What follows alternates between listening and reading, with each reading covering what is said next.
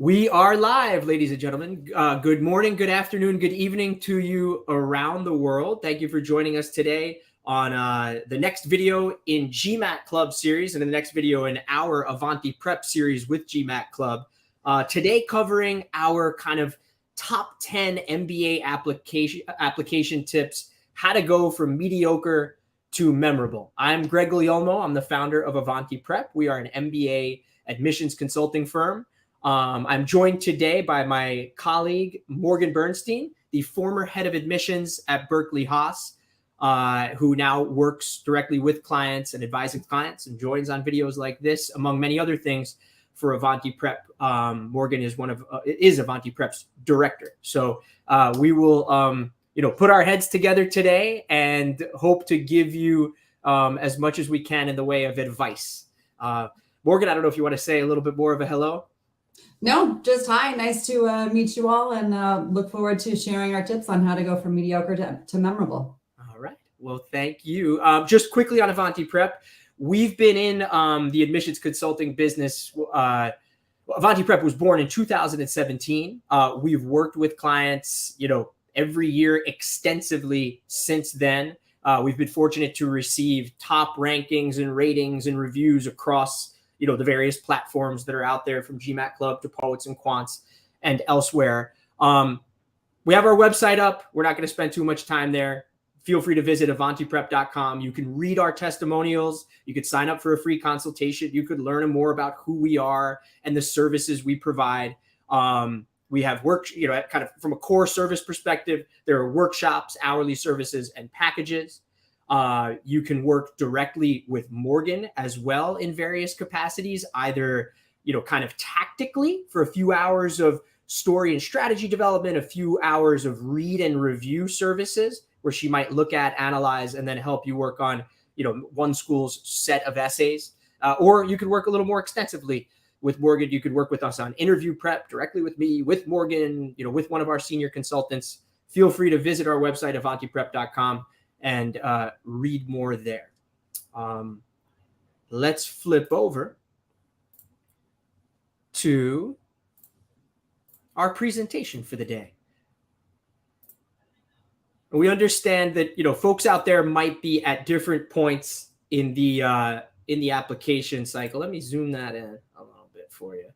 I'm going to give my usual disclaimer. I don't know if anyone out there has joined Avanti Prep's videos before.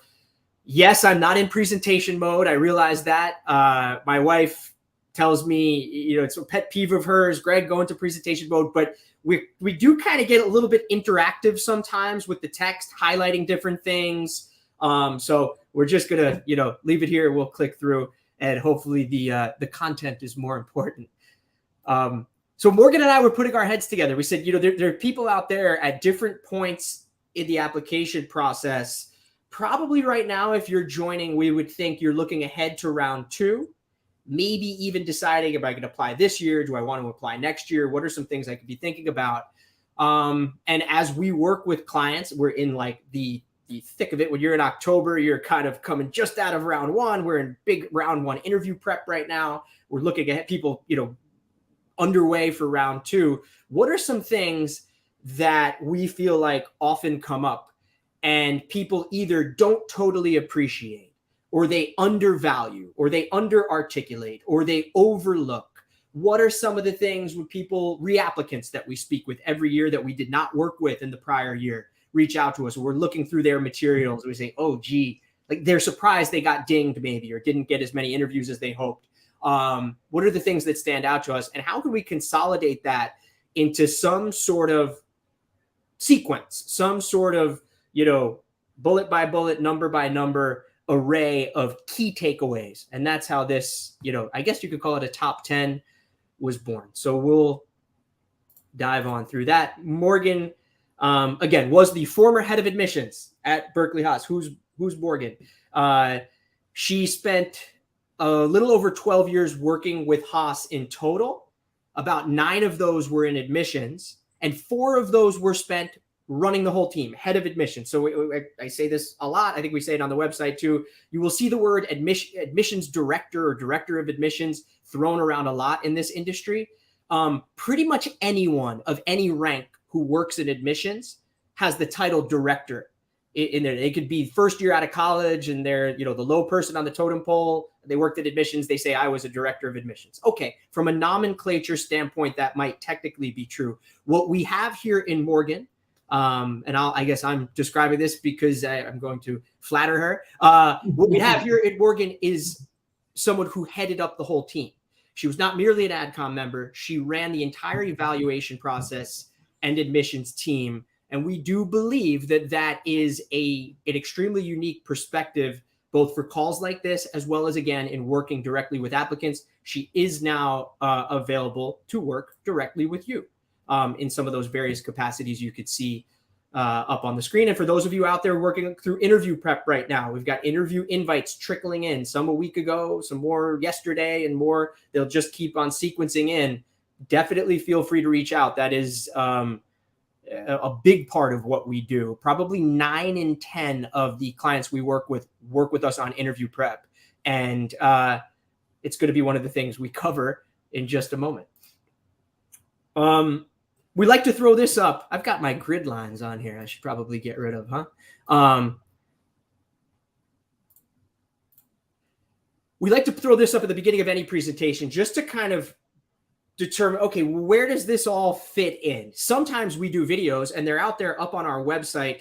You could go to the avantiprep.com and go to the blog video page. We'll have the link up to it and our moderator might be able to share it as well. We have videos that are hyper specific on various of the topics you see on the screen and various of the topics that we'll cover in a little bit of a higher level today. We have a recommendation video.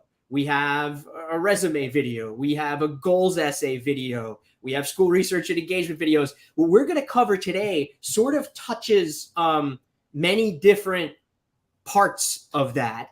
And again, is our kind of like 10 key points, 10 key things to remember, 10 pillars almost of the application process if you're walking into this. So hopefully it can be a one-stop shop of sorts. This video can be a one-stop shop of sorts where we hit a lot of the key pillars, a lot of the key tips to go from mediocre to memorable, to go hopefully from average to admit. But then if you want to click deeper, if you want 60 to 90 minutes on one specific topic, if you want an A to Z walkthrough of recommendations, we might cover it for 5, 8, 10 minutes today, but we've got a 90-minute video on that. So, and everything else for other topics as well. Here is our top 10. Well, gee, these kind of look like all of the main, isn't this just a list of some of the main parts of the application process? It kind of is.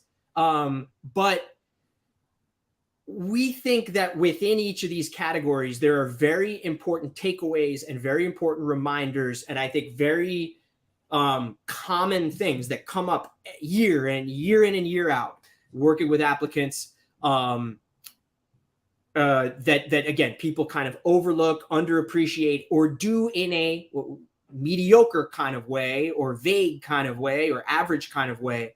How can we deliver to you today some key reminders, some key points, some key direction so that you can take your application quality to the next level and deliver the best version of you?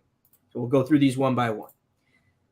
All right. Interview prep, we're just inverting this from a kind of chronological application order perspective. Interview prep usually comes toward the end. Most schools you have to be invited to interview, not all, but most you have to be invited to interview. But it is topical right now. Again, interview invites have been coming out. October, second half of October is always a huge interview prep period into November, and kind of trickling again to as closer to when round one decisions come in December. What does a mediocre applicant do here? I think a mediocre applicant, the average applicant, Morgan's done, I don't know if you put it in the hundreds of interviews, maybe Morgan. I was a former interviewer at Haas when I was a student there as well. And I can just, and now at this point have done hundreds of interview prep sessions with our clients. When somebody's not prepared, when somebody has not adequately wrestled with why they want an MBA and how specific their goals are and the passionate purpose behind their goals. You know, as an interviewer, when somebody does not have a robust understanding, not only of the resources of a given school, but also of the culture, the community, the value, how they connect with that school, what they can give to that school. So the average applicant, I think, kind of mails it in, says, hey, I'm a good, maybe they rest on their laurels. They think they're a good communicator. Or they've had interview success in the past, and they don't prepare. They don't wrestle with these topics. They don't think through them. They don't think through their behavioral questions. So interview prep, we think, is super important. About 9 out of 10 applicants we work with, if they haven't added interview prep at the beginning, they add it once they get invited to interview. Other reasons to make sure other things to think about from an interview prep perspective. Many schools have unique interview formats. I know Morgan was just doing some Darden interview prep, and they have a pretty unique interview. Earlier this week, I was doing Harvard interview prep. We're doing a lot of Harvard interview prep lately. Harvard has a very unique interview format. Later this afternoon, I'm doing a Stanford interview prep. They have a very unique interview format. Even for the schools that don't have very unique interview formats, in other words, for schools that have kind of the common or traditional MBA interview, there are still quirks and patterns and frequencies that you can observe within those interviews. So we like to say to people, hey, go take a look at the interview reports. GMAT Club has on that link, that first link on the page, third bullet, is a place where you could go to look at live interview reports posted by people who actually completed interviews for these schools.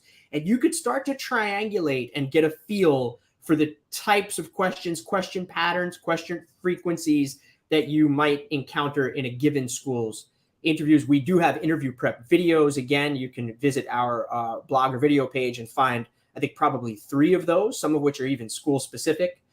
And we do, of course, have interview prep services. A very, kind of quick and dirty on this. What are you going to encounter in interviews? You're going to encounter core questions. Tell me about yourself. It's some combination. And again, not for every school, but just as kind of a baseline. So you have it in your head. Even if you're a round 2 applicant, reach back out to us early in 2024 when you are getting your interview invites. We'd love to work with you on it. Core questions. Tell me about yourself. What are your short and long-term career goals? Why MBA? Why now? Why our school? Why that particular school? How can you uniquely contribute to that school? Self-awareness questions. What's your leadership style? What type of role do you typically play in a team? What are your strengths? What are your weaknesses? What would other people, your boss, your managers, your peers say about you? Behavioral questions. Those are tell me about a time when. Example-driven questions. How do you tackle those? You'll hear things like the STAR method: situation, task, action, result. We have our own spin on that, which is situation, challenge, action, action, action, result, lessons. Other kind of miscellaneous or closing questions. There are couple of schools out there that ask you, where else have you applied? I think historically Duke Fuqua and Columbia Business School are schools that tend to ask that. These are patterns, again, you might pick up in interview reports or other type of questions. So familiarizing yourself with these things and really wrestling with the details to do it. It's not so that you end up scripted. It's not so that you end up like a robot in the real interview where you're just regurgitating pre-planned responses, but wrestle with interview prep. The mediocre applicant, in our experience, does not give interviews the respect they deserve. The memorable applicant does. Morgan, thoughts, additions? Yeah, no, I just love to share. I think everything you've shared is really important. And maybe if I could just get into a couple of specifics. I think one of the things that will make an applicant stand out is, an interview candidate stand out is somebody who has a good awareness of the time. So time management in the interview. You want to be in control and know in advance how long your responses are going to take, which is why working with Greg or myself or someone else in Avanti Prep to do these mock interviews and interview preparation would be really important. I was just working with a client who had to take a tell me about yourself response, which was initially the first go around about 15 to 20 minutes in length. And we had to figure out how to trim that down to 5 to 10 minutes to fit within, the 30-minute interview format. So you don't want to be asked that question and then realize that it's taken you 20 minutes to respond and you haven't given the interviewer an opportunity to follow up or to get through their list of questions. So that's why it's really important to be aware of the time and of how long your responses are going to take. Secondly, and I think connected to that, really important, Greg mentioned here the SCARL method under the behavioral questions. I think whatever format or structure you choose to use, whether it's learning more about SCARL or whether it's STAR, the situation, task, action, results, having some structure to your responses will help you be aware of your time. It will also help you signpost to the interviewer what you are going to be sharing with them.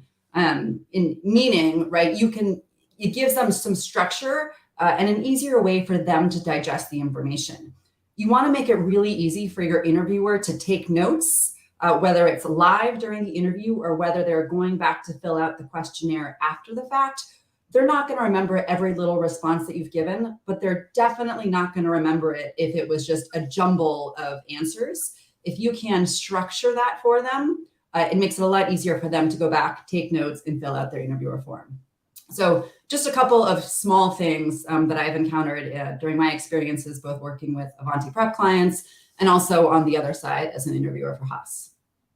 Great. Thank you, Morgan. And just one brief clarification, Morgan, when you referenced that duration of the tell me about your, tell me about yourself, or that kind of opening, very common, not every school, but a pretty common opening question, tell me about yourself or walk me through your resume. You mentioned going from like 20 minutes to 10 minutes or 5 or 10 minutes. That duration though is specific to Darden, right? Was specific to a Darden version, a very open-ended Darden version of that question. Yes.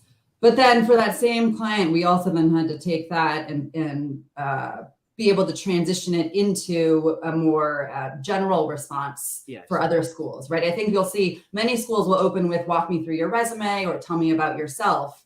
And I think, if you are fortunate to be in a Darden interview where you have, say, 10 minutes to respond to that, that doesn't mean that you should take that same response and transfer that to every other school that opens with tell me about yourself, right? Or walk me through your resume. Typically, those responses are meant to be no more than 5 minutes, 3 minutes. It's just kind of meant to be an introduction, a teaser, and then you give the interviewer an opportunity to follow up on some specific nuggets. Yep.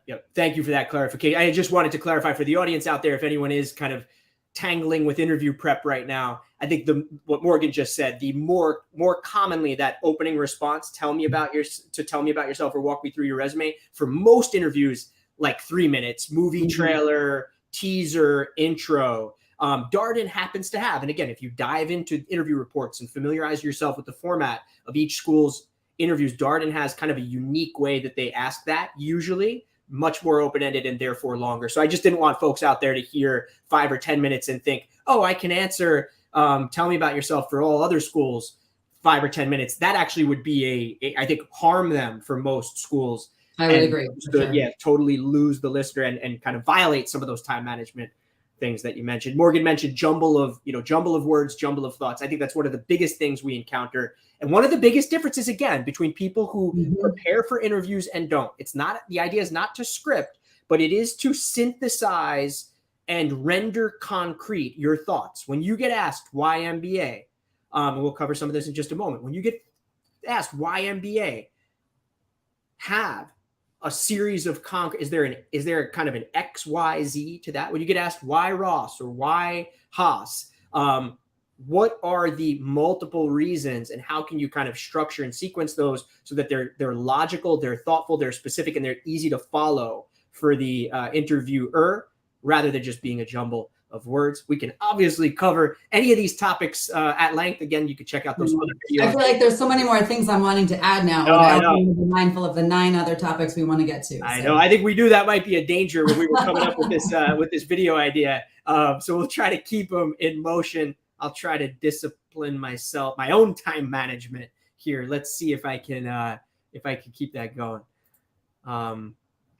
Okay, career goal specificity. What does, again, these are kind of like, these are things that are like such essential pillars of the application process that they almost sometimes, you don't even say to yourself, oh, gee, that's something somebody like overlooks. It's an essential pillar of the application process for almost all schools, having very specific, thoughtful career goals. What does the mediocre applicant here do, though? What when people we didn't work with in a previous year reach out to us every spring, inevitably, or after round one, ahead of round two, they say, I didn't get invited to interview anywhere. Like, I don't know what went wrong here. This is high on that list. Really, the mediocre applicant has really vague career goals, like vaguely directional career goals. They might just mention an industry. Many applicants under-articulate their career goals. What we want you to do, really think about these, reflect on them. You might have an initial idea at the beginning of the application process. And as you work through your essay iterations and have conversations with people at each of the schools to which you're applying,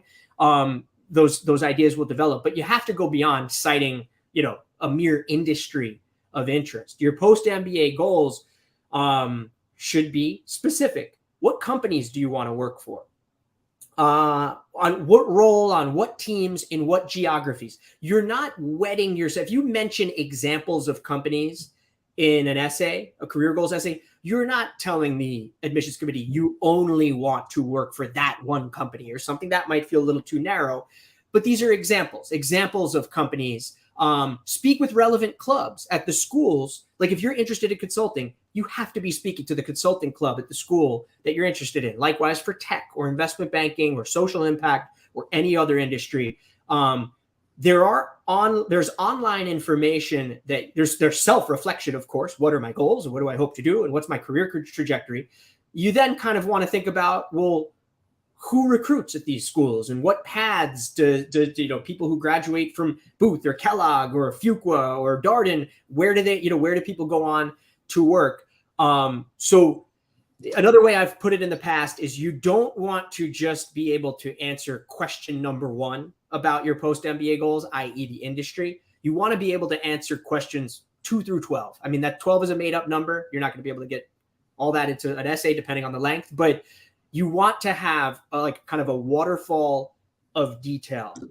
If it is consulting or investment banking, don't just think about, I want to go into, investment banking. What group would you ideally want to join? Is it the FIG, financial institutions group? Is it TMT, tech, media, telecom? Why those? Same thing with consulting. Most MBA graduates who go and work at consulting, they spend 2 years usually as a generalist at their consulting firm, working on a variety of different projects and industries. But after those 2 years, sometimes even during those 2 years, you start to specialize, either an industry specialization or a functional specialization.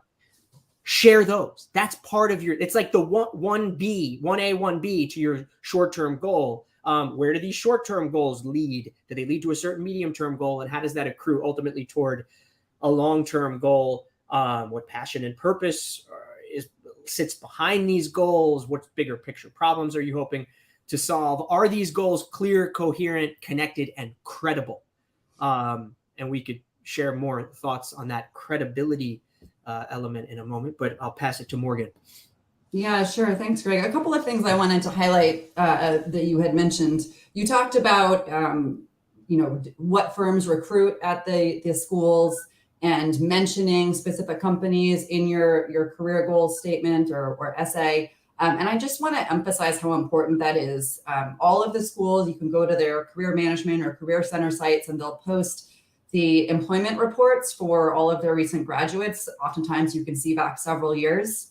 And I think that making sure that the companies that you're interested in actually recruit at that school, well, one is important for school selection, but two is important to the credibility of your career goals response. So, I can't tell you how many times as the head of admissions, I would be reading an essay and someone would say, it has been my dream to go work for XYZ company. I want to do, this there. And I'd say, well, shoot, that company doesn't recruit here. And we haven't had any graduates go there in the last 5 years.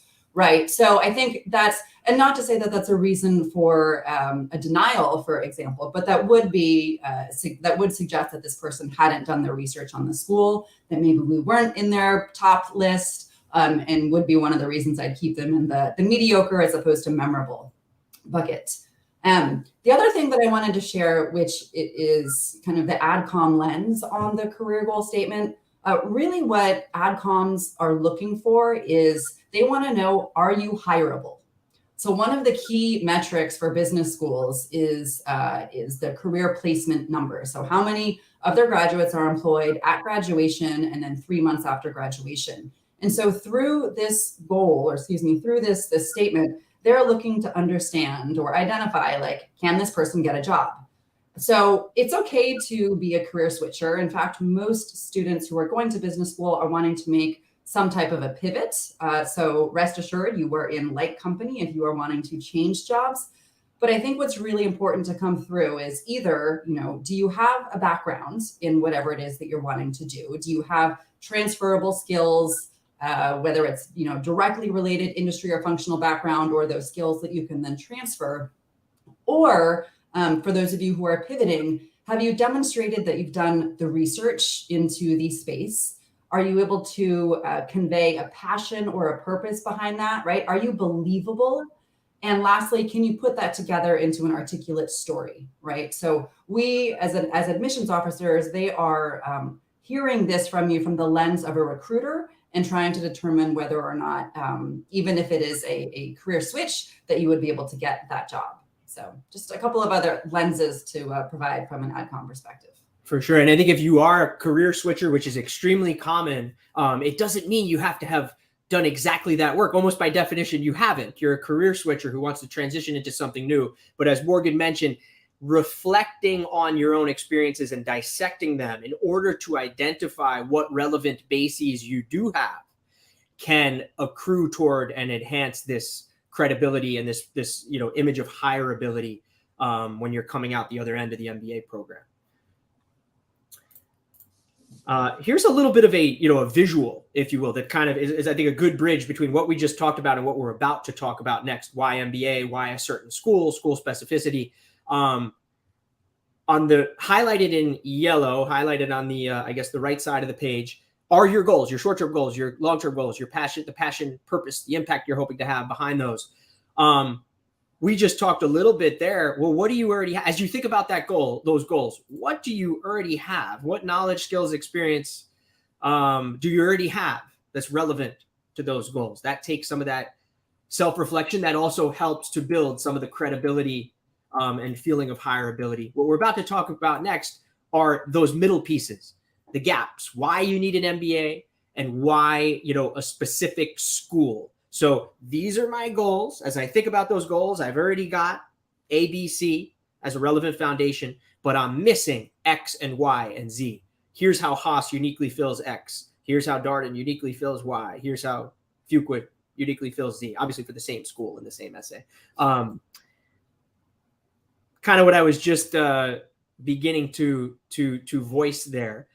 Why MBA? Why now? The mediocre applicant has not thought at this kind of specific, concrete level. I think we talked about it under the header of interviews just a moment ago, but like jumble of thoughts, jumble of words, we see that in essays too. It's like you're there's so much pressure on the reader then to try to figure out, well, what do they say? What are their goals and why exactly do they need an MBA? So just as for an interview, we encourage you to really render specific and render concrete your goals and your why MBA and your articulation for why each school. Again, for interviews, do that in your essays too. The bullets on this slide essentially map back to the visual that I just had up a second ago. But given these goals, what relevant knowledge, skills, and experience do I already have? I've got ABC. What knowledge, skills, and experience am I missing? You're sort of creating your own gaps. X, Y, Z, it doesn't have to be 3 buckets, by the way, but just as a starting point from a thinking standpoint, X, Y, Z are your gap. ABC is what you have. X, Y, Z are your gaps. X, Y, Z is essentially your Y MBA. Another thing when we think about gaps, I think the mediocre applicant or the applicant who's only thinking down one dimension people will come to us and say, well, my gaps, I need to learn accounting and I need to learn finance and I need to learn, they just start naming like courses and stuff. Those gaps should be diverse, multidimensional. They should be you specific and they should be goal specific. Some of them might be hard skill related. So we're talking here right now about this X, Y, Z, these missing buckets. Some could be hard skill and knowledge related, but are others leadership related, leadership development related? Are some of them, I don't know, network and collaborative related? Are some related to personal growth? Are some related to hands-on experience that you'll end up filling through the experiential learning offerings of a given school? So you could really crystallize and bucket those out. Again, they should be you specific and goal specific, and they should speak to different needs that you have. If somebody came to us and they just had, or in their essay, I need an MBA because I need to learn accounting and I need to learn finance and I need to learn marketing. Okay, you might need some hard skills, but be more specific and make that one bucket. Then also talk about hands-on experience that you need, leadership development that you need, net access to networks and recruiting pathways that you might need, and how, and why you need those elements. I will pass to Morgan. Yeah, no, thanks, Ricky. I don't think I have a lot to add here. I think it's just, I think you covered it all. I think it's really just reemphasizing the need to have some structure to this response. I think that the visual that you were showing earlier, with the ABC and XYZ and the gaps, like there's literally a formula for responding to this question. And I think it's really important to nail this down in the essays or the statement, as part of your application, because you're guaranteed to be asked about it again if you have the opportunity to go to interview. And if you already have, lined up a clear, concise, and compelling response for your essays, it's going to make it a lot easier, as you prep for your interviews. So again, I think, really just be clear, be succinct, have structure. And this should be a slam dunk kind of question for all applicants and folks who get to the interview.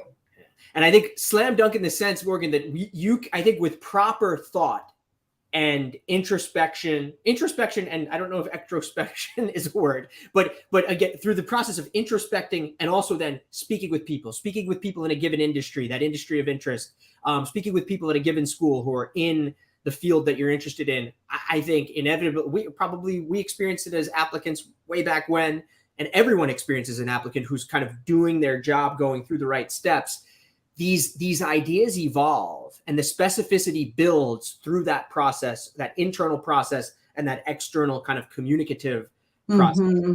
Just your thoughts, Morgan, this sometimes ignored cousin to why MBA. I say cousin because they're sometimes asked like kind of at the same time in an interview. Why MBA and why now? Why now? Yeah. What do you think goes into a good why now answer? Yeah. So I think, to be honest with you, I think that this question or this extension of a question is really most relevant for candidates who are at the edges or outside of that sort of the average years of work experience band. So if you are applying to MBA, typically with less than 3 years experience, you'd be considered early career. The admissions committee would want to know why you are going at this particular point in time. So some good responses for that would be, talking about that you have accelerated quicker than your peers. Maybe you've received a lot of promotions in a short period of time. Maybe, you've already demonstrated leadership, responsibility, meaning taking on a lot of responsibility, having high impact. So those are some of the things you'd want to highlight if you're on the earlier side of your career. And then again, if you're on the later side, and this is where you need to look at each of the individual schools, I think typically that band is somewhere in the 3 to 7 years, 3 to 8 years is kind of where the middle 80% is. If you fall outside of that band for a full-time MBA, at least, and you're on the 8+ years of work experience, helping them understand at that point in your career, why is an MBA needed? And I think especially for those who are looking to pivot and change industries or change functions, or for those who are in a position where you need an MBA to advance, right? The degree is necessary to be promoted or to move to the next level. Those are all appropriate responses. A lot of it is just having the awareness of where you are at in your career relative to most of the other applicants at that school. Great. Thank you, Morgan. And I should add again,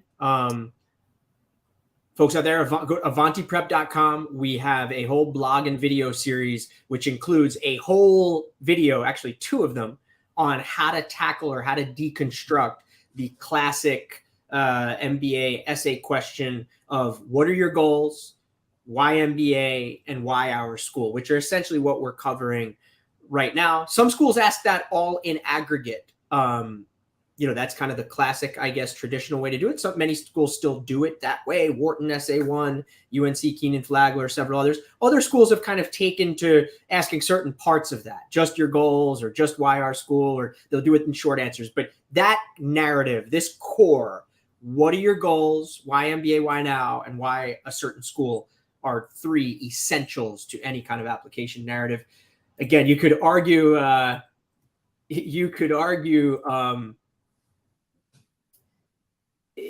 these are just core essential, like, what are these tips? These are essential pillars, but they're tips because people do not adequately, again, the mediocre applicant, the average applicant, the sloppy applicant, the underwhelming applicant does not adequately grapple with, and nor then concretely or specifically or cogently articulate these elements. That's why they are at once core elements of the application process, as well as like tips, reminders, nudges here, hopefully to send you out there. GMAT Club, by the way, fantastic video series. Please like, please subscribe. They run these all the time on all different topics. So if you're out there, please like and subscribe. School research and engagement. So again, let's just go back to this visual. We talked about the right side of the page, your post-MBA vision. We talked a little bit about what you already have. That's kind of just a credible basis. We just talked about your gaps and why MBA. Well, why a given school? And how do you get to know these schools beyond the surface level in order to then be able to articulate how a given school's resources uniquely and specifically fill the gaps that you have, and why you're a fit with that school's community and culture, how it's going to propel you forward to achieve that vision on the right side of the page, how it almost essential. You almost want to create the sense that it's essential in doing so, and that the fit is perfect. You're not telling them the fit, sometimes you might sort of tell them the fit is perfect, but you really want to show that the fit is perfect. How do we go about doing that? So we have two slides here, one on school research and engagement, the other on school specificity. They sort of go together. School research and engagement. Again, we have a whole video on this. There's the link to our blog and video page.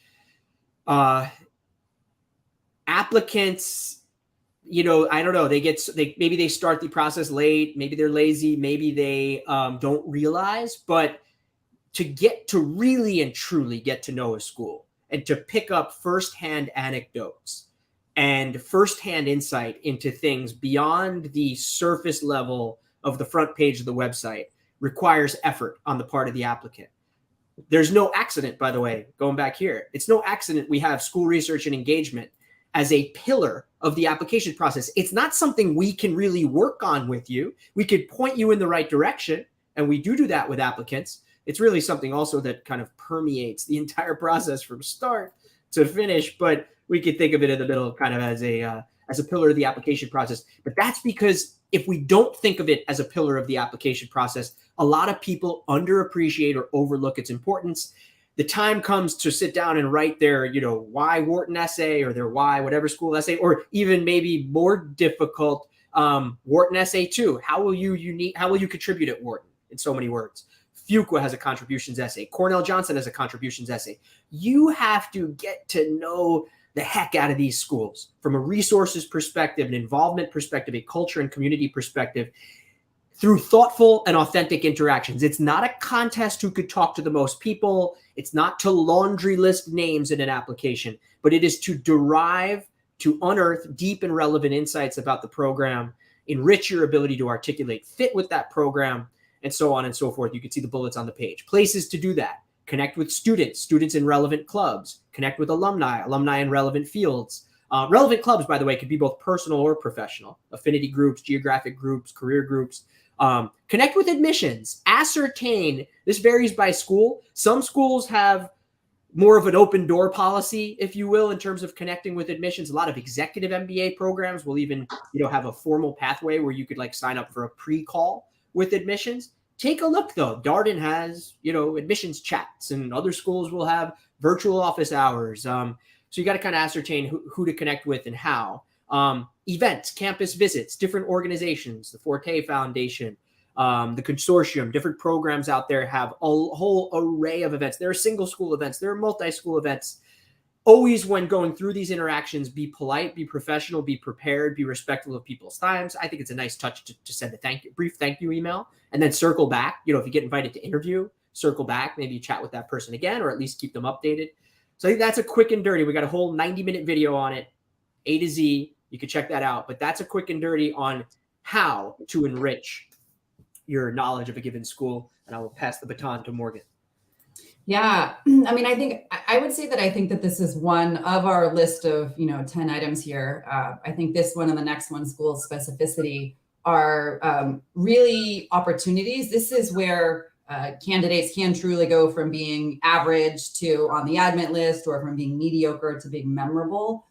Because I do think that this is one area of the application that many candidates overlook, and their responses are not fully thought out. They're not authentic and compelling. And so, as Greg was mentioning, I think really the best way to do this is to get as much information as you can from the people who have been in the program. So whether that's current students or whether that's alumni, to the extent that you are fortunate enough to be able to visit a school, I mean, hands down, that is definitely the best way to experience the culture, the classroom, the community. Certainly, we know, many folks are not able to do those visits. So I think the next best thing, as Greg was mentioning, is to get out in person to some of these events that these schools host around the world. And so that you'll have an opportunity there to interact with hopefully either a student or an alum. And if that's not an option, then definitely dive into those videos that they have posted. Even if it's on a topic that may not seem directly in line with an area that you need support in, or an area that you're interested in, you'll pick up little nuggets, for example, about the culture or the community or the neighborhood that the school is in, and it will allow you to write more authentically. I think being on the other side, when you're reading these essays where candidates have actually engaged and interacted and processed this information, these engagements, it comes across a lot more candidly. It's more compelling. It's almost like you can feel that excitement in the essay, as opposed to it being something, as Greg mentioned, where they just kind of scrape the surface of the school website and are listing a handful of classes. Something I would also add about events, if you do have an opportunity to attend an event in person, whether that is a school-specific event, or a broader MBA forum, Forte, consortium, et cetera. Even if you don't have a specific question to ask, still go up and stand on the periphery of the group, listen to what other types of questions people are asking, listen to how either the AdCom officer or the student or alumni there is answering them. You can get a lot from that. And I do think that sometimes if you don't have an immediate question, you may not, go up to the front at the end of the session and listen in. But I think that is really an underestimated opportunity, or an overlooked opportunity, for gathering some really important information that could help you be more compelling and more authentic in your responses. Thank you, Morgan. And now, Morgan, you mentioned events and visits. A question, since I know, a lot of our audience, GMAT Club's audience, is spread all around the world. Mm-hmm. Should I stress about, if I live overseas, out of country, or I live very distant, even within a given country, from a certain school, to actually visit campus? Or even if I live in a given country, I live a several-hour flight from where Haas's event is taking place in my country. Should I stress about that? Should I go through should I jump on a 5-hour flight just to an event, 5 hours? Great question. And I would say absolutely not. Do not stress about it. I think if you were, so I will say, for example, back when I was at Berkeley-Haas, and we would receive applications from folks who lived in San Francisco, which is really a short, 30-minute train ride or 20-minute drive away. And it became clear to us that they had never visited the campus or come to an event. We might, kind of frown upon that. But by no means, if you are multiple hours away, or if it is not economically feasible for you to visit a campus or to attend an event, do not stress about it whatsoever. The admissions committee is not going to hold that against you.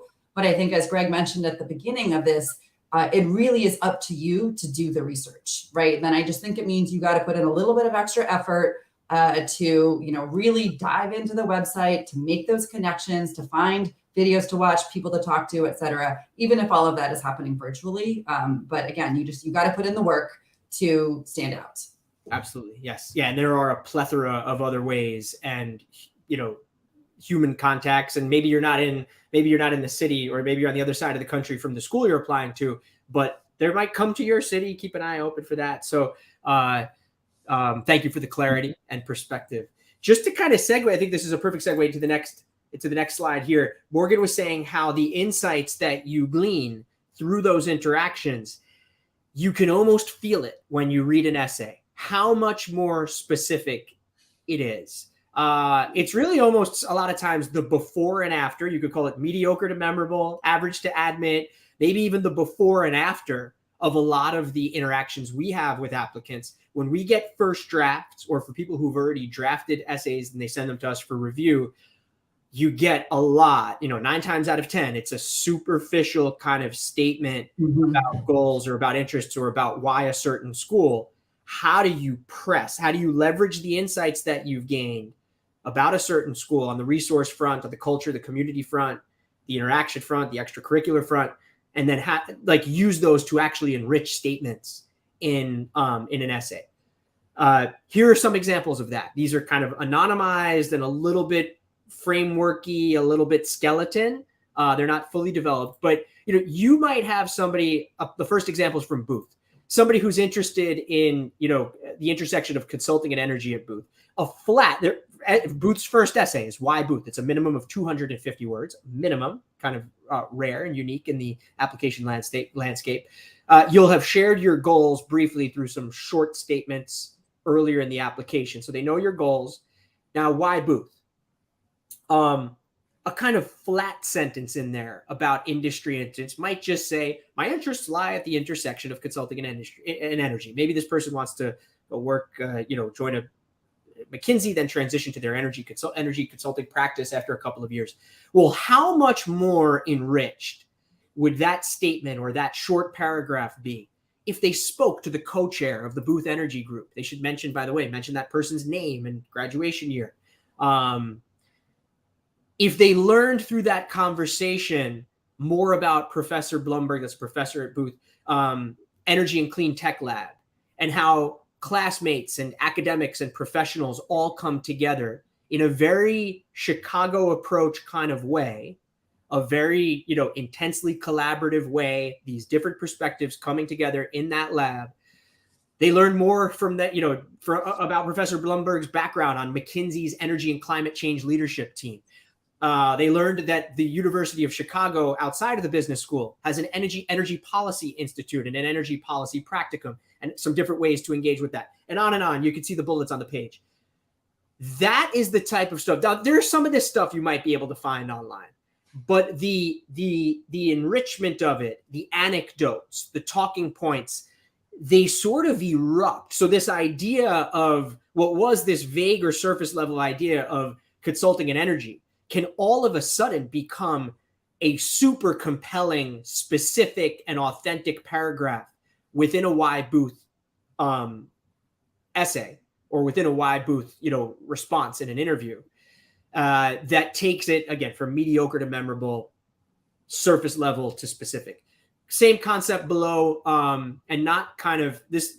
Same concept below it's a Wharton example, and it's actually an example that's more related to leadership development. The first one above was related more to like industry, growing toward one's, resources that uniquely and specifically enable this person to build toward the goals from an industry perspective and a knowledge perspective. The Wharton example is more related to leadership development. Well, what would a flat sentence be? Somebody who just goes on Wharton's website could say, I will develop as a leader by taking Wharton's executive coaching and feedback program, ECFP as it's known. Well, a more specific version of that thought at a very personal and introspective level about the type of influence and leadership they will need in their future career. Working in private equity, I will need to be adept at influencing operating companies' boards. And there's probably even, you could go on and on from there, diverse operating companies and whatever. You could get industry specific and things like that. Now, the second bullet, very self-aware, even maybe a little vulnerable. Although I have experience with X, my tendency to Y inhibits me from Z. Is there some sort of leadership gap, like, or I don't know, quirk in their style that's an obstacle that they need to address through the MBA? It's like a personal growth or leadership growth angle. Maybe they spoke to somebody at Wharton who shared with them, how ECFP and other workshops actually help you grapple with this, and how the role that classmates play in providing feedback on it. And maybe in that same paragraph, they then projected it forward to a specific situation that they're going to encounter in their post-MBA role. Those are just a couple of examples of how to take, what would otherwise risk being surface level or something you read on the front page of the school's website, and now enriching it through school research and enriching it through school engagement in order to make this all come to life. Shall we, anything to add there, Morgan, or should we jump ahead to the next? No, the one thing I would add, and it's real quick, is just, I think these are some great examples that Greg has put up here, but I don't want anybody to be intimidated thinking that, the first time you sit down to write, they're going to look like these bullet points. I think most candidates will sit down and their first line will be, the headers here in italics. That will be kind of the broader starting point. And then we at Avanti can help you really get school specific and kind of have it go from being broad, like the italicized version, to getting very specific. And so that's something that we can help you with to make sure that they're as effective and compelling as possible. But rest assured, we don't expect you to start out with this level of detail and expertise. And even that, with that too, Morgan, we have insight and I would say extreme familiarity with the degree to which an applicant is able to do this, or like different schools have different essay questions and different sizes or amounts of space in which you can do this or are more limited. Sometimes it does lean, but even in a tight space, how do you take advantage of that tight space? You can only fit a few sentences. How do you make them go beyond the pale? Obviously, for longer essays, you have more bandwidth or breadth within which to get more specific. So, kind of our bread and butter. Unique contributions. Okay. Well, some of the things we just talked about on the previous page were ways that you as the applicant are going to benefit from a given school. In Wharton's, kind of frameworking, what you'll take from the school. Well, what can you give? It's a two-way street. We want to be cognizant as an applicant. You want to be cognizant as an applicant, and we, working with you, are always cognizant of, well, what can you also give back or bring to a given school? You might get questions about this in an interview. I mentioned earlier, Cornell, Johnson, Duke, Fuqua, Wharton have specific essays about this, whole essays about what you can contribute. Kellogg kind of wove this into the second part of their second essay just this year. And even if schools don't explicitly ask, we want to be attentive to it and figure out maybe even some spots to get a paragraph in somewhere that's going to share this, certainly in an interview as well. Same construct, same logic on this page. The mediocre applicant, the mediocre delivery, the average delivery. I will join or run for a leadership position in the real estate club. And then they just stop. That's it. Here's what I'm going to do. I'm going to run for a position. I'm interested in real estate. I'll run for, or I worked in real estate. I'm going to run for a leadership position in the real estate club. Well, how much more enriched is that if that individual spoke to the president of Wharton's real estate club? And they learned that beyond just speaking to them, they learned specific insights that, Wharton hadn't won. No knock on Wharton, by the way. Hadn't won a certain real estate case competition in a few years. And what the Wharton, the real estate club president felt was lacking or felt could be added to that. And then the applicant addresses how they could leverage their unique experiences to fill those gaps. Other things like this bottom bullet here, a lot of times when you talk to club leadership in an area you're interested in, you might hear about things that are being worked on or being introduced in a given club, or maybe have existed but have stagnated a little bit. Now, what can you do to enliven those, to create on top of them, to create anew within that club? The point is that for contributions, A, you want to include them where possible, and you have to be, again, like that's where we come in terms of strategizing with you on where does this belong for a given school. There are very obvious. Fuqua, tell us 3 ways you're going to contribute to our school. Okay, that's the obvious location, and you want to have 3 kind of diverse contributions there. For other schools that don't ask, where can I locate these? So A, to do this is number 1, and B, to do it thoughtfully and specifically and in an enriched kind of manner. Here's some examples of that. It's not just that you're going to join a certain club. What are you going to do when you're in that leadership role to create something new, to create a legacy, to create impact?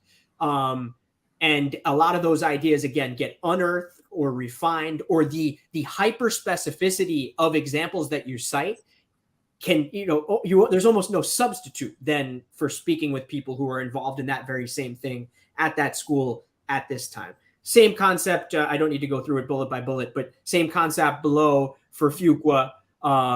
This one more around not so much like an industry contribution like real estate, but a more personal contribution, this unique ability that an applicant has to bring people together because they grew up in these different places, or maybe they moved around a lot. Where did that come from? And how exactly will that manifest at Fuqua? In Fuqua's case, how does it connect to the underlying principles of Team Fuqua for all these schools? Get to know their culture. Fuqua has a very clear, explicit culture built around the principles of Team Fuqua, the 6 paired principles of Team Fuqua. You got to get to know these things and show connection with them. You'll see in some of the delivery here, there's often a little bit of what I call a step back in order to step forward, meaning what is the unique grounding or anchoring that I have as an applicant in a given industry or personal skill or unique quality or unique perspective that I have. A little brief mention. Ultimately, the essay is about the contribution itself, but what's the unique basis you have in order to make that contribution? And then when you deliver or articulate the contribution, how do you do so in a layered, thoughtful, specific, creative, inventive, stamp leaving, legacy leaving, impact leaving kind of way? Contributions. Morgan, any? My only thought here, addition, was just to, if you think about this from the admissions committee perspective, for certain schools, AdCom may only be able to make 1 offer or 2 offers to every 10 applicants or candidates that they read, right? So it is really important from an AdCom perspective. They want to know, again, as Greg said at the beginning, not just, what you're going to take from the program, but also what you're going to uniquely contribute. How are you, as that 1 or 2 in 10 people, going to enrich the community, impact the culture or the program?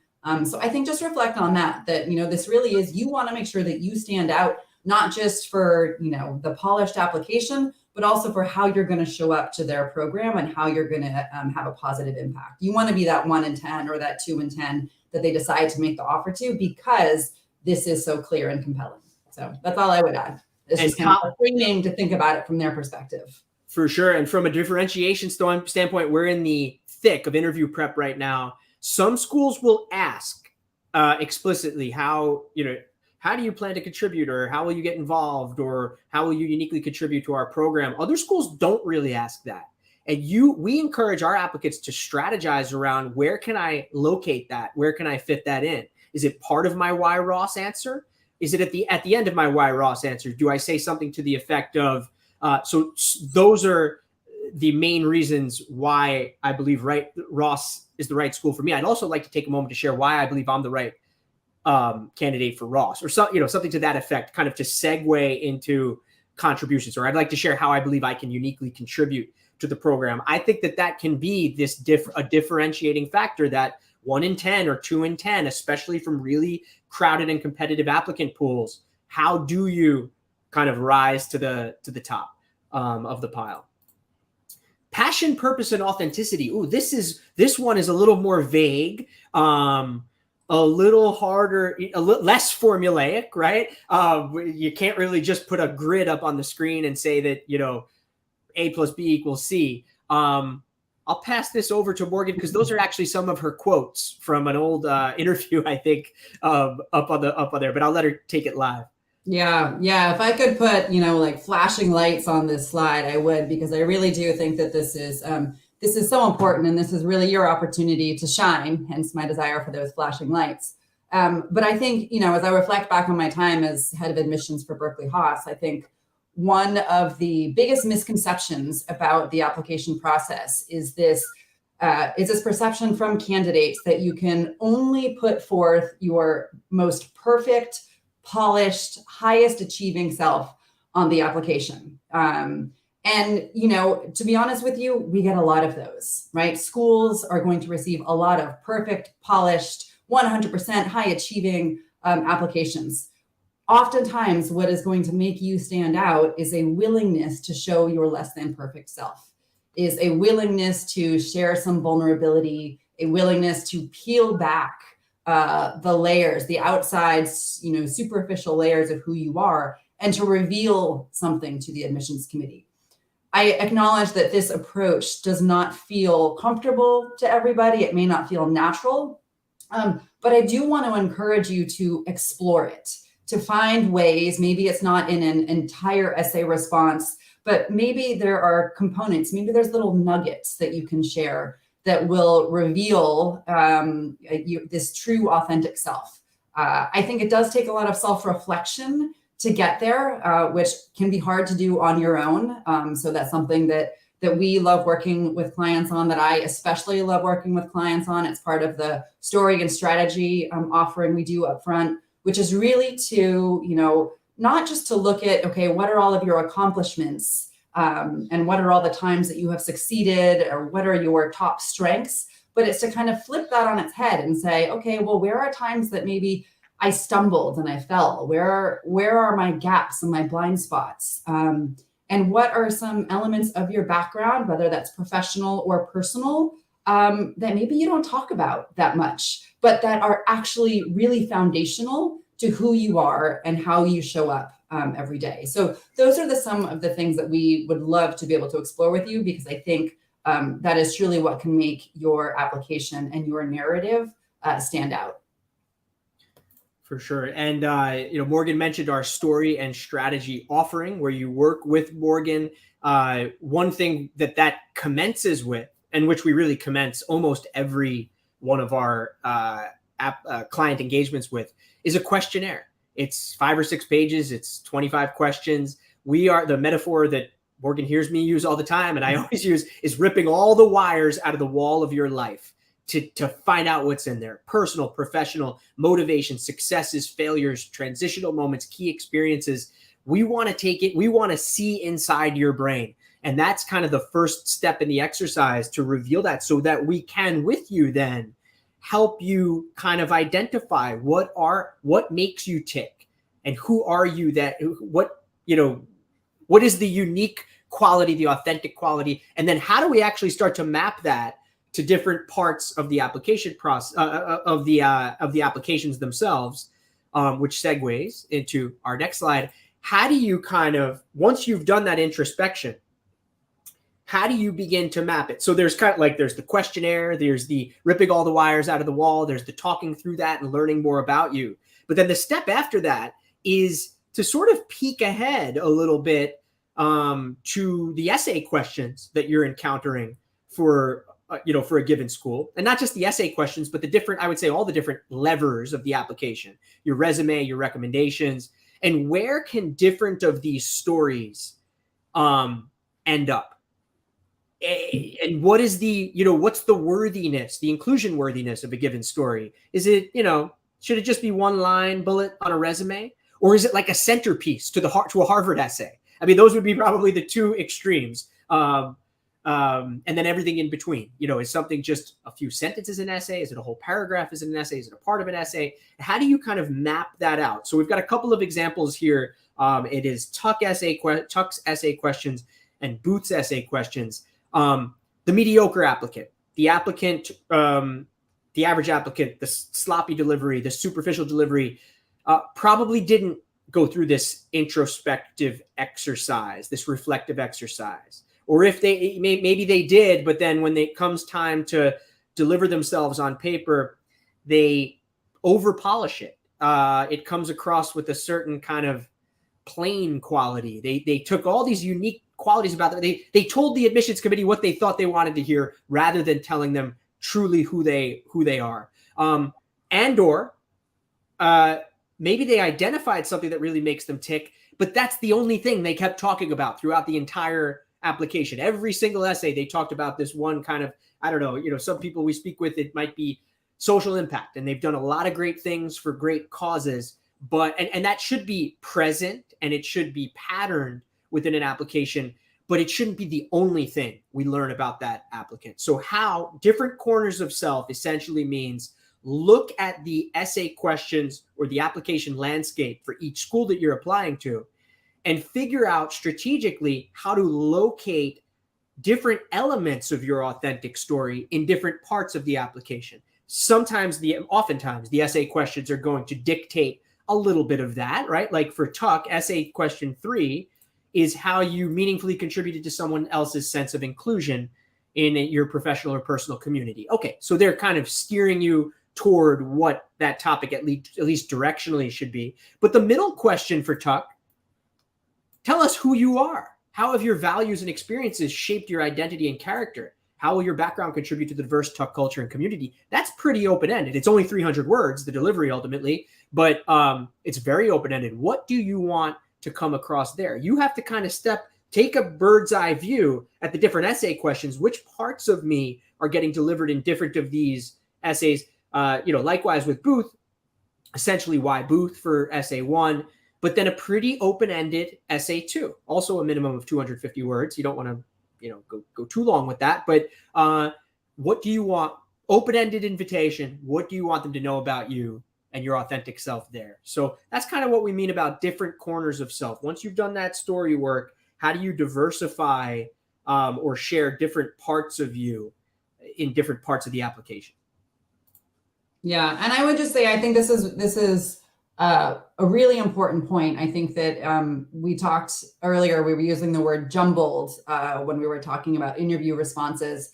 But I think also as you take a step back and you think about the application as a whole, the application can also feel jumbled if a candidate hasn't clearly identified for themselves what these different corners of self are. And hasn't figured out how to convey that through the application. So I think, if you think about this, the admissions officers and or application readers are reading hundreds, if not thousands of essays and applications.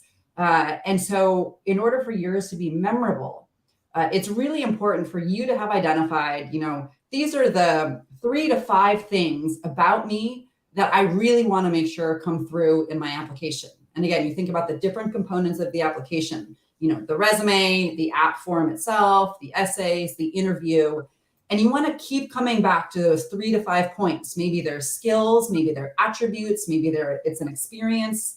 And you want to figure out how you can weave those into the entirety of your application and connect the dots, right? So you want the admissions officer to be able, as they are filling out their review form on you after they have read your app, what are the 3 to 5 key things that they should be writing down, right? Again, they're not going to remember all of the details in your essays or all of the extracurricular experiences you've been involved in. But if you have strategically sprinkled in examples of leadership, examples of being empathetic, examples of being, a team player, let's just say, for example, those are some of your key things you want them to remember, then they'll be able to jot those down on their review form, even if they can't remember the specific examples. So again, really important to set yourself up for success at the beginning as you are doing the reflection and the strategizing on how to respond to these essay questions, is to identify those things up front. Again, also something we can help with. For sure, and would love to help with. I used the word self there, by the way. That's not to make it sound, I'm almost picking on my own word choice a little bit. It is different corners of self, But, there are going to be instances, we were talking about contributions a moment ago, where you kind of turn those unique elements of self outward and discuss how you're going to project them and, elevate classmates and contribute them into an MBA community. A little pivot here to a different topic, recommendation quality. Here, extremely common. I think recommenders do not realize the bar for specificity, quality, thoughtfulness that really ideally should go into their recommendations. I think a lot of recommenders think, I sometimes jokingly refer to them as like the Dear John recommendations of the past. We're like, Dear Admissions Committee, the applicant is really smart and hardworking and will be a talented asset to your community. That is not what modern day contemporary MBA recommendations are, nor are they what is going to benefit you as an applicant, especially you're applying from a very crowded and competitive applicant pool. These are one or two, depending on the school, recommendations, third-party voices that know you super well and can just story tell around you, provide deeper insight into you. Up in the top right corner, I kind of jammed a lot onto this slide, but in the top right corner, how do you pick your recommenders? This is Stanford's verbiage, but I think it's good kind of indicative verbiage. Your recommenders should know you well through significant direct involvement with you. They should provide detailed anecdotes and examples to support their assertions. And they should be sufficiently enthused to spend time writing a thoughtful letter. So again, not somebody who's going to do a superficial job or just throw, nice remarks out there. They have to wrestle with this deeply, thoughtfully, specifically. Any kind of claim or assertion that they make about a strength you have should be supported. I would say must be supported by a specific example. So that whole idea of like figuring out your best stories and, this kind of exercise in anecdotes and exercise in storytelling that exists for you, it exists for your recommenders as well. They're plugging in examples that illustrate these different strengths that you have. What we've got up on the page, this is just one. I don't want people to walk away from this if they're only scratching the surface with the application process and think this is the whole recommendation question. You got to look at it by school. Many of them are similar. Some schools stray a little bit or ask a different question. We have a whole 90-minute video on recommendations A to Z. Go to our blog and video page on our website, and you'll find that there. It'll walk you through start to finish how to think about these at a super detailed level. But oftentimes, one of the main questions is, how does the performance of the applicant compare to that of other well-qualified individuals in similar roles? i.e., what are the applicant's principal strengths? Up to 500 words for most schools. What you see on the page, again, quick and dirty. It's just like if you're just watching this video as, whatever's going to end up at 80-minute, 90-minute primer on the application process, things to keep in mind. This is a potential construct or a potential approach. Obviously, recommenders can and will stray from this, but the idea behind the structure you see on the page is to imbue upon you and to imbue upon your recommenders how, again, thoughtful and specific their recommendations should be. This question asks about performance and strengths. So tell us about the applicant's performance. Don't dodge the question. What's the context? How long have they worked in the industry? In my 25 years in the industry, I've worked with over 100, worked with or managed over 100 individuals at the applicant's level, analyst or associate or whatever it might be. And I absolutely think they are in the top 5 of that. Like if they think that about you, get that in there. Obviously, if it's not that, good, maybe they should figure out a different way to express. But rankings, ratings, year-end ratings, if you got the highest ratings, promotions, awards, other performance descriptions. And then think about specific strengths, each of which, again, any assertion must be supported with an example. So if the applicant is strong at A, what is the example that illustrates that? The recommender, in a sense, has their own little mini situation action result to report in order to illustrate this.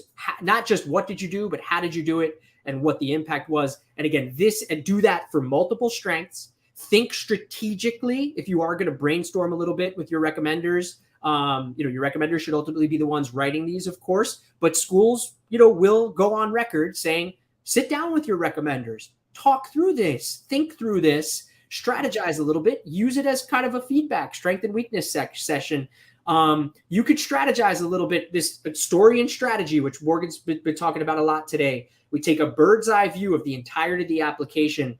If you think you're weak in a certain area, or they're going to have questions about a certain area, could your recommender through one of these strength vehicles help address that or help buttress that? Could they double down on something else? Can they bring you to life from a leadership or person perspective? Again, always supported by an example or examples. How do you map out and diversify these strengths that you want your recommender to talk about? There are other recommendation questions too, by the way. Again, this is not the only question your recommenders get asked. It's just one. It's a main one, but we'll leave it there for the quick and dirty version today. Unless Morgan, I bet I'll leave my comments there. Morgan, you feel free. Yeah, I mean, that was a very great coverage of that. I think the only thing I would add is because I think sometimes candidates wonder, well, how do I ensure that my recommender puts forth, something of this level of detail and quality? And I think, as Greg mentioned, right, it's okay to prepare your recommender. It's okay to specifically, call out, these are some of the strengths and skills that I think I have demonstrated over, our time working together. I think very tactically, for example, going back and looking at your performance reviews or, whatever those check-ins are that you've had with your manager, and maybe pulling some specific examples and, remember when I did this and I had this positive impact and I improved customer satisfaction or I improved the bottom line, and, serve them up some of these examples so that they can, so it makes it a lot easier for them to elaborate. Absolutely. Yeah. And we definitely encourage applicants. We call it like recommender prep, essentially. And you kind of have to tailor that as an applicant. Know your recommend. You've worked with them. You've probably reported to them. They're your boss. You figure out your boss's preferences and your their tendencies. Does boss A, manager A, like really skinny bullets in an email, a thin printout, and you would maybe offer up your menu of examples that way. Ideally, you could sit down with them and actually talk through it. Does boss B like, I don't know, a slide or something, or a slide, whatever the format is or the delivery mechanism is, you could tailor that. And make sure, we didn't say it explicitly here, but know you well through significant direct interaction. We want people who know you super, super well. You don't want to go, it's not like you're not title chasing with this. Oh, I can get the CEO to write me a recommendation, but they're like 6 degrees removed from you and don't even really know who you are. Even 2 degrees can sometimes get a little bit like, if it's 2 degrees removed, your boss's boss, they really still have to know your work super well and directly. So that kind of substance, quality, and specificity definitely trumps title. Last but not least, application fields in the optional essay. This, I think a lot of people treat like an afterthought, maybe only naturally. You go on the application website, you see these are the required essays. I have to do 2 recommendations. I need a resume. Well, gee, you almost forget that you have to log into the portal and go through, 10, 12, 14 different online tabs in order to answer all the questions, all the application questions that each school has. Why, what does, the mediocre applicant here, the average applicant here, I don't know, rushes through it, doesn't do it thoughtfully, doesn't take optimal advantage of the often finite space that exists within these applications. They vary by school, right? Some schools are going to have very thin or lean online applications. Michigan Ross comes to mind, very lean online application. On the other end of the spectrum, you have London Business School. Like Michigan Ross, there are almost no, you don't even put your activities, or if they're not on your resume, they're not seeing them. They have to be like awards, activities. There's not fields for that in the Ross application. It's got to be on your resume. LBS on the other end of the spectrum asks for, tons of short answer essays. I think I calculated it once to be over 2,000 additional words of writing beyond your essay, your main essay. So assess that. Don't wait to log into the app. Do it early. walk through some of those tabs. I will actually say, though, don't put your recommenders' email addresses in too early. You want to sit down, walk with them, because then they'll get an email and then they could go do it. And if you wanted to sit down with them, you'll forego that chance. But go through the app early. Sometimes there's little hidden short answer questions in there. UCLA Anderson does not ask, Yale does not say that they ask a goals essay, but there's a 250-word goals short answer, they call it. A little bit semantics. I think it's an essay, hiding in the application. UCLA Anderson, 1,000 words, 1,000 characters and 600 characters about your goals and about why Anderson. I think 600 about goals and 1,000 why Anderson. But either way, there are these short answers hiding within the app. You want to make sure you grapple with those and are aware of them. And then you also want to be kind of, this is here again where we come into play, how to be as strategic as possible and bake as much value as possible into the often finite space. Max 100 characters, max 50 words. It varies by school, related to job descriptions, reasons for leaving a given job, activity entries, award entries. How do you make sure that everything you put in there is adding to the clarity and value, the clarity and impact of your application? Those reasons for leaving buckets, reasons for leaving a given job. A lot of schools will give you a box for that. It's often up to 50 words. Well, there's an opportunity to elucidate a transition. So you don't have to talk about, like, there's 50 words right there. You can expound on what you were, the next level of growth that you were seeking. And all of it kind of ultimately comes together as a cohesive story, a story with many different parts. Well, if I couldn't get it onto the resume, can I get it into one of these spots? Or if I got it on the resume, but it was this short, I had to only get it, a phrase on the resume. Well, now I have 200 characters to actually say, when I led that club in college, like what I did and what I introduced and the impact that I had. And I managed a budget and I managed people and I created a new conference. Look for those opportunities. Don't ignore or rush through the application fields that exist for a given school. I think same logic with the optional essay. Now, it is truly optional for most schools. I know UNC Keenan-Flagler this year made it sort of like the traditional optional essay, which is only fill this out if you need, to clarify anything. UNC Keenan-Flagler said you could do that, but you could also tell us anything else you want, if you want a fun fact about yourself or something you could bring to the program. But for most schools, almost every other school, the optional essay is truly optional. It's used to clarify or explain things like employment gaps, unclear timelines, choice of recommenders, weak or inconsistent academic performance, maybe some steps you've taken to address certain soft spots in your application. That shows some self-awareness. Keep in mind, some schools will have a separate little text box in their app asking about employment gaps. So you could do that in that text box, not in the optional essay. Some schools will do that for choice of recommenders as well. NYU Stern and Booth come to mind. They have a text box that asks you about choice of recommenders. It doesn't have to happen in the optional essay. Haas, I don't know if this, Morgan, was your verbiage, but Haas actually says, feel free to use bullet points. And even for schools that don't say that, these often are expressed in an optional essay as a strip of bullet points. We will even work with applicants sometimes to just put, if you're addressing choice of recommenders, you might use the word choice of recommenders and put a colon and then explain, and sort of label them and chunk them out. It's not like a whole big additional essay. You have to take this predictive mindset. If somebody were to read the entirety of my application, what questions or uncertainties would they be left with? And then here's a space for you to address them. Any icing on the cake for?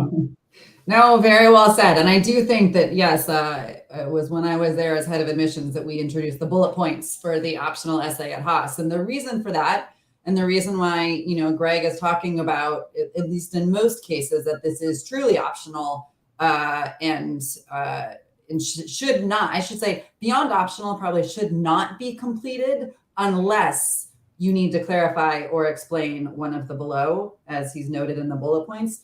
And that is because, right, hopefully, the admissions committee has very thoughtfully crafted their essay questions and designed the application so that should give them all of the information they need to know about you, right? So the optional essay just becomes one additional piece that they then have to read, and write up. So to be honest with you, I mean, I remember being at Haas, and some of the admissions committee officers would, say things like, oh, I was so grateful that they didn't use the optional essay, right? Because it was one less thing to have to review, because there were many occasions where candidates would, decide that they really loved an essay that they wrote for some other school. They would just copy and paste it there into the optional essay. And that is, I think that is not what it should be used for. That would signal to the admissions committee a lack of self-awareness and reflection. So again, if you do feel like you have something to share that is needed, necessary to explain an anticipated question or concern that the admissions committee might have, definitely use the optional essay. If you do not, definitely leave a blank. So.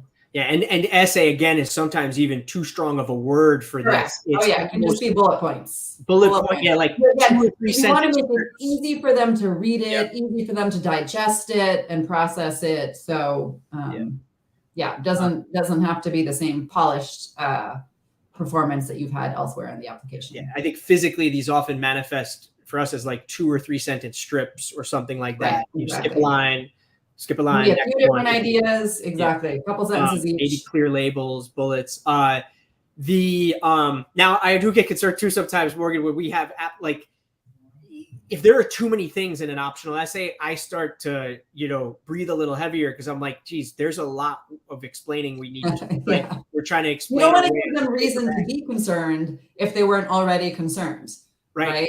Yeah. So I think, again, this is where, reflecting, using best judgment, or engaging Avanti to help you curate that optional essay. Yes, I was just working with a client, and we decided to significantly trim down her optional essay section, because we felt that after I reviewed what she had drafted, we felt that, again, that she was actually she was drawing attention to something that did not need to be highlighted.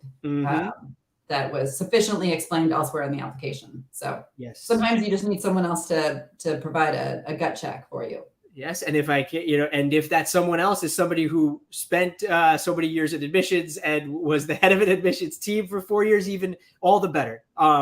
So we will leave it there. We discussed today basically 10, framed again as 10 best practices to go from mediocre to memorable. Hopefully to go from average to admit. Obviously, it's no guarantee if you do all these things, you're going to get admitted. It varies by person, by school, by credentials, by scores. But I think these are simultaneously things, we said it in the beginning, these are simultaneously things that we see as common missteps, common mistakes, underappreciated elements of the application process. But they are also, at the same time, just pillars, key pillars of the application process itself.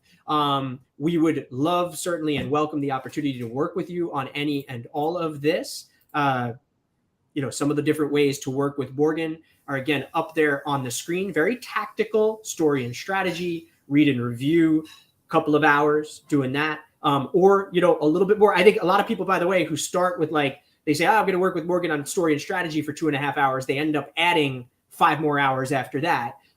Because they like what they're working on and want to kind of further develop essays together with Morgan. And also, we're all available for interview prep, Morgan included. We are offering a 10% discount on any services with Morgan right now. You could feel free to reference this video. We've got some of them up on the website. We'll make sure all those discounts are posted, but 10% off any and all services with Morgan. We appreciate everyone's time today, and hope to see you next time. AvantiPrep.com. Feel free to reach out for a free consultation.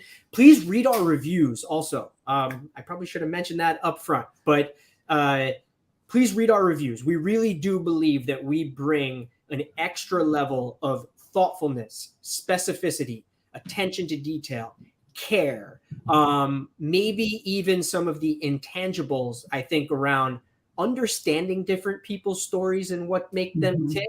I don't know that you can really kind of teach that or learn that in a book, and then how to kind of convert that or translate that into all these different elements of an application that we talked about today. So avantiprep.com, feel free to sign up for a free consultation. We wish you the best of luck no matter where you are in the application process, and we hope to meet you soon. Have a great day.